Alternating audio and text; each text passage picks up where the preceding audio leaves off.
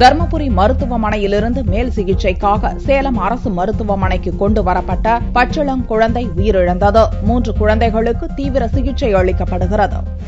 தர்மபுரி அரசு மருத்துவமனையில் பிறந்த பச்சிளங்குழந்தைகள் 11 பேர் அடுத்தடுத்து 2 நாட்களில் உயிரிழந்தது பெரும் அதிர்ச்சியை ஏற்படுத்தியுள்ளது. இந்நிலையில் தர்மபுரி அரசு மருத்துவமனையில் சிகிச்சை பெற்று வந்த 4 குழந்தைகள் மேல் சிகிச்சைக்காக சேலம் அரசு மருத்துவமனைக்கு திங்களன்று கொண்டுவரப்பட்டது. இதில் ஊத்தங்கரை பகுதியைச் சேர்ந்த தங்கமணி சிவக்குமார் தம்பதியினரின் பெண் குழந்தை சிகிச்சை பலனின்றி செவ்வாயன்று காலை உயிரிழந்தது. இதனால் மருத்துவமனை வளாகத்தில் பரபரப்பு நிலவியது.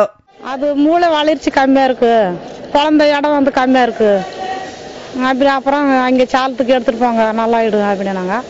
இங்க வந்து அங்கிருந்து வந்தது சீரியஸ் தான் வந்துச்சு. சரி இவங்களும் பார்த்தாங்க, குளுக்கோஸ் போட்டாங்க, ரத்தம் ஏத்துனாங்க, ஊசி போட்டாங்க, எல்லாம் பார்த்தாங்க. அப்புறம் இப்ப இருந்துருச்சு அப்படின்னு சொல்றாங்க.